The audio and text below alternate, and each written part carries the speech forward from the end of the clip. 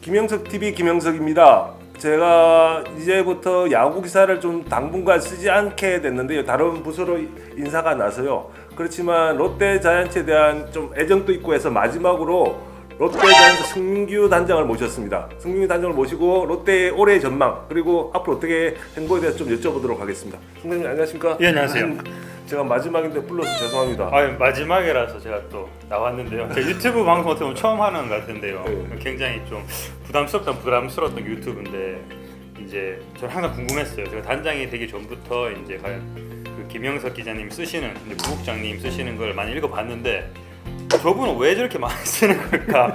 그리고 이제 밑에 보면 뭐 내근 기사다 나오지 않는다. 그래서 저는 사실 뭐 진짜 정말 지하 벙커에서 글을 쓰시는지도 궁금했고 정말 이분이 어디서 일을 하시는지도 궁금했고 어떻게 보면 약간 뭐 팬 아닌 팬 약간 좀 그것 때문에 저도 이제 그만두신다 그러셔가지고 굉장히 좀 뭐랄까 저도 같이 한번 해보고 싶었습니다. 제 마지막에 그 승단장을 모시는 게 제 나름대로는 롯데 팬이기 때문에 그 좀 나름대로는 의미가 있다고 생각합니다. 그래서 이 마지막 내용들이 좀 알찼으면 하고요. 승단장님께서 아마 자세히 롯데에 대해서 좀 설명해 줄 것으로 생각하는데 지금부터 좀 시작해 보도록 하겠습니다. 예. 이제 바보 같은 질문인데 롯데 근데 제가 먼저 질문 좀 하나 해도 돼요? 네, 하세요. 뭐죠? 네. 그 롯데를 굉장히 많이 이렇게 좀 네. 뭐라 그래야 되죠? 치셨다 그러셔야 되나요? 특별히 롯데 굉장히 애정이 많으셨나 봐요. 예, 저는 부산에서 태어났고요. 그리고 저 태어날 때부터 너무나 야구를 좋아했고, 태어날 때부터는 거짓말이고, 고등학교 때 저 구동 야구장에 뛰어넘어가서 야구를 많이 봤습니다.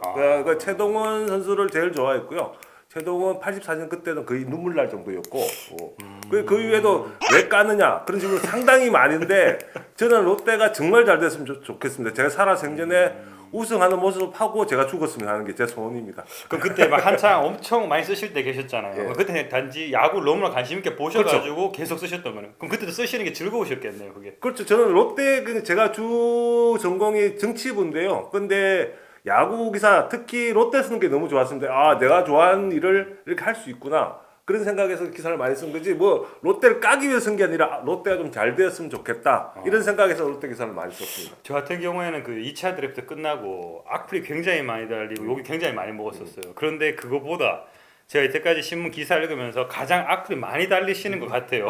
그래서 악플 다 읽어보세요, 그거는. 악플을 많이 읽어보는데요. 근데 솔직히 저도 멘탈이 많이 나갑니다. 멘탈이 많이 나가고 요즘 연예인 자살이 상당히 많은데 참 우울한 일인데요. 저도 보면 그런 건 좀 잦아됐으면 좋겠지만 저는 야구 팬들이 뭐 애정이 있을 수도 있고 뭐 짜증나는 것도 담을 수 있는데 쓸 수도 있다고 봅니다. 근데 좀 자제해주면 좋겠죠. 좀 가장 기억에 남는 악플 같은 게 있으세요? 그 또영석 시리즈하고 제 그 김영석 XX 시리즈 5개 뜨시는 분들. 근데 제가 법적으로 아무것도 할 생각은 없습니다만은 그 조금 자제해 주시면 고맙겠습니다. 물론 제가 지금 앞으로 어떻게 할지는 모르겠지만 그런 분들은 좀 자제해 주시면 고맙겠습니다. 본격적으로 인터뷰를 좀 해볼게요. 네. 롯데가 과연 올해 몇 등 할 것 같으세요? 제가 몇 등 할 거라고 생각해 본 적이 없어요. 특별히 이렇게 목표를 뭐 몇 등으로 잡겠다라는 것보다는 지금 제가 그 몇 등을 하겠다라고 생각을 하면은 굉장히 스트레스일 것 같아요. 그러니까 내년 시즌에 제가 어떻게 컨트롤할 수 없는 부분이에요. 야구는 선수들이 하는 거고 감독님이 선수를 추려서 같이 하시는 건데 제가 단장으로서 팀을 만들어 이렇게 로스터를 만들어 놓고 몇 등 하겠다고 제가 하고 있으면은 스트레스가 엄청 날 것 같아요. 그래서 저는 몇 등을 하겠다기보다는 이제 뭐 매 경기 최선을 다하고 제가 팀 이길 수 있도록 제가 할 수 있는 그런 디서포트하는 거를 최선을 다한다면은 좋은 성적이 나지 않을까 기대를 하고 있습니다.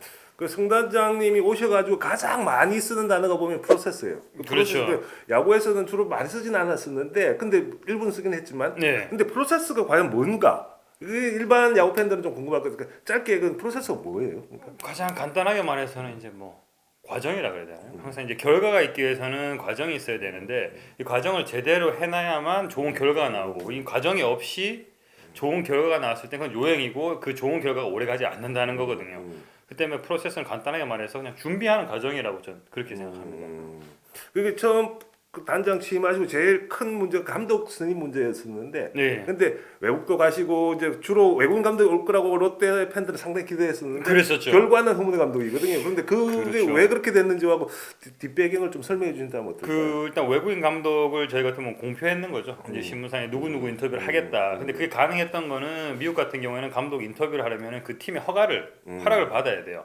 그 제가 이제 뭐 캔자스티라든지 그 제가 인터뷰하셨던 분들 있는 팀에 다저스라든지 전화를 해서 인터뷰를 해도 되겠습니다 하고 허락을 받고 인터뷰를 했기 때문에 말을 할 수가 있었어요. 누구누구 인터뷰한다. 하지만 한국에서 저희가 만약에 우리 허문회 감독 인터뷰할 거다, 모 감독 인터뷰할 거다, 김영석 국장 인터뷰할 거다 이랬으면은 난리가 납니다. 시즌 중에 뭐 하는 짓이냐. 그렇기 때문에 사실 저희가 말씀드릴 수가 없었고 그리고 허문회 감독님을 선임하게 된 데는 사실 뭐 외국 나가서 감독들도 만나봤지만 그 후보들 중에서 가장 롯데를 잘 이끌 수 있을 거라고 이제 판단했었고 그중 가장 큰 점은 아무래도 한국 야구를 잘 알고 있고 그러니까 똑같은 퀄리티라면 외국인 감독이 가진 퀄리티와 허문회 감독이 가진 퀄리티가 똑같다면은 비슷하다면은 한국 야구를 좀 더 잘 알고 빨리 한국 야구에 적응할 수 있는 감독을 넣는 게 저는 우선이라 생각했고 왜냐면 롯데가 사실상 지난 시즌 꼴찌할 거라고 생각하셨어요? 아니요, 꼴찌 아마 팬 여러분들 중에서도 시즌 전에 꼴찌할 거라고 생각하실 분들은 없을 겁니다. 그만큼 나쁜 전력은 아니었어요.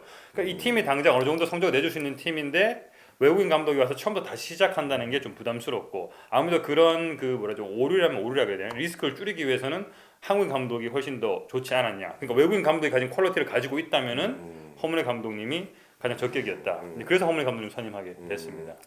허 감독에 대해서는 아주 비판이 목소리가 크고 이렇지 않거든요. 그렇죠. 사실상 제가 막 감독님을 잘못 선택했다라면은 굉장한 후폭풍이 몰아왔겠지만은 어떻게 보면 허문회 감독님이 선임이 되고 나서는 여론의 반응도 그렇고 그 팬들의 여론도 물론 외국인 감독에 대한 아쉬움은 있었지만은 반응은 굉장히 좋았다고 모두 납득하시는 분위기였다고 저는 생각을 합니다. 요즘 드라마 보면 스토브리그라고 하고 있는데 그 나오는 그 단장하고 청단장님하고 상당히 비슷하거든 이미지가. 근데 스토브리그에 보면은 얼굴이 아니죠. 알고 비슷해요. 근데 그쪽 코치진들 그대로 눌러앉혀요. 근데 롯데는 예. 지금 보면은 코치진을 대거 개편했어요. 그러니까 코치진이 그 철밥통이라는 소리 상당히 많았었거든요. 근데 예. 외국인 그 배터리 코치를 필요했던 이군 감독, 레리 서튼까지 다 이건데 왜 외국인 코치진을 이렇게 많이 데리고 갔어요? 그러니까. 사실 그 단장을 하면서 가장 힘든 게 그 선수단 방출하는 거 그리고 코치 경질 해고 통보가 가장 어렵고 힘든 일이에요. 하지만 이게 롯데가 다른 방향으로 이제 새로운 방향 나가기 위해서 이럴 수밖에 없었다 생각을 했고요. 그리고 저희가 코치진을 개편하기 전에 선수단에게 설문조사들을 다 했습니다. 이렇게 어떤 코치를 원하고 어떤 코치 잘못됐었는지에 대해서 이제 그걸 토대로 좀 그런 인사가 이루어졌고요. 외국인 코치를 선임한 데는 저희가 좀 새롭게 추구하는 야구 또 새로운 장비도 도입하고 선수들이 보다 납득하기 편하도록 잘 배울 수 있도록 하기 위한 그런 구조를 만드는데 그런 장비라든지 또 그런 커뮤니케이션을 아무래도 이 사람들이 잘 할 수 있다고 저는 평가를 했고요. 그리고 이 코치들이 와서 사실 생각해 보시면 코치들이 연수를 많이 가요. 은퇴를 하고 야구를 배우겠다고. 그렇죠. 근데 제가 거기서 코치로 있었을 때 연수를 오셔서 사실 배우기가 어렵습니다. 그냥 야구장 밖에서 이렇게 지켜만 보시고 특별히 이렇게 배울 수 있는 게 한정적이에요. 통역도 거쳐야 되고. 자 그렇게 야구를 배우겠다 미국까지 가는데 제가 미국인 지금 현재 일하고 있는 코치들 그러니까 놀고 있는 코치가 이런 코치를 제가 데리고 온다면은 물론 선수들에게도 플러스가 되겠지만 저희 한국인 코치님들에게도 새로운 야구를 좀 더 이렇게 배우는 뭔가 좋은 기회가 될 거라고 저는 생각을 했거든요. 그렇기 때문에 사실 저희가 뭐 나경민이라든지 뭐 문기원이라든지 이런 어린 코치들을 바로 선임한 것도 어차피 사람들이 연수를 안 보내냐 그래요. 거기 지금 배우고 있는 자체가 저는 연수라고 생각을 하고 있습니다. 그러니까 그런 효과를 좀 노린 게 이제 있지 않나 생각합니다. 그 저는 코치진을 이렇게 많이 개편하면서 느끼는 게 바로 육성 문제하고 좀 관련이 맞습니다. 선수 육성 문제가 걸리는데 왜냐하면 이게 롯데에서는 육성이라는 단어가 거의 실현화된 적이 없었기 때문에 그래서 그렇죠. 육성 이 부분은 좀 어떻게 보시는지 제가 일단 뭐 외람된 말일 수도 있는데요. 뭐 다른 분이 이랬다는 게 아니라 사실 제가 이군 감독을 선임하는 데서 가장 첫 번째로 봤던 게 뭔지 아세요? 1군 감독에 대한 욕심이 없어야 돼요. 2군에서 나 이 김영석이 성적을 내기 위해서 선수를 2군에 쓰다가는 육성에 상관없이 그냥 마구잡이 쓸 수가 있습니다. 하지만 제가 서튼이라는 감독을 선임했는 데에는 이 사람이 저한테 말했어요. 자기의 목표는 1년에 1명, 2명 1군에서 활약할 수 있는 선수 한두 명 만들려면 자기는 모든 걸 이뤘대요. 그만큼 그게 자기 목표라 그러기 때문에 그러니까 이 서튼 감독이 그런 면에서는 욕심이라든지 그런 것보다 정말 육성에서 이해를 하고 있고 자기의 목표는 그냥 1군 감독이 아닌 이 사람을 한두 명 만들어내겠다는 목표를 가진 사람이고 그렇기 때문에 좀 외국인 감독을 좀 선임했고 2군 감독 선임했고 외국인 코치를 많이 넣지 않았나 그리고 선수를 이렇게 가리킨다는 그런 느낌 성적을 내기보다는 그래서 외국인 감독 그리고 코치도 선임한 이유가 그중 하나라고 저는 생각합니다. 이번 스토브리그에서 가장 이슈가 된 트레이드가 바로 지성준하고 장시환하고 맞바꾸는 거였었는데 네. 실제 그 언제부터 이런 얘기가 있었고 근데 그 지성준이 온다고 해서 과연 롯데 포수의 구멍이 메꿔질 수 있는가? 예. 나정도 어쨌든 나정도도 좀 성장해야 되는데 그건 어떻게 전망하십니까? 저는 지성준 선수가 만능 맥가이버카라 생각하진 않아요. 와서 모든 포수의 문제가 해결된다고 생각하지는 않습니다.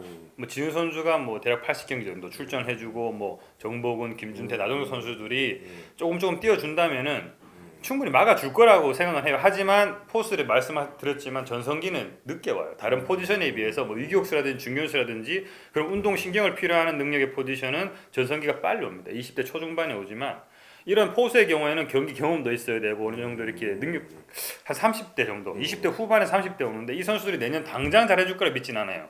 하지만 이렇게 경험을 내년, 내후년 쌓다 보면은 좋은 정상급 포수가 될 거라 보거든요.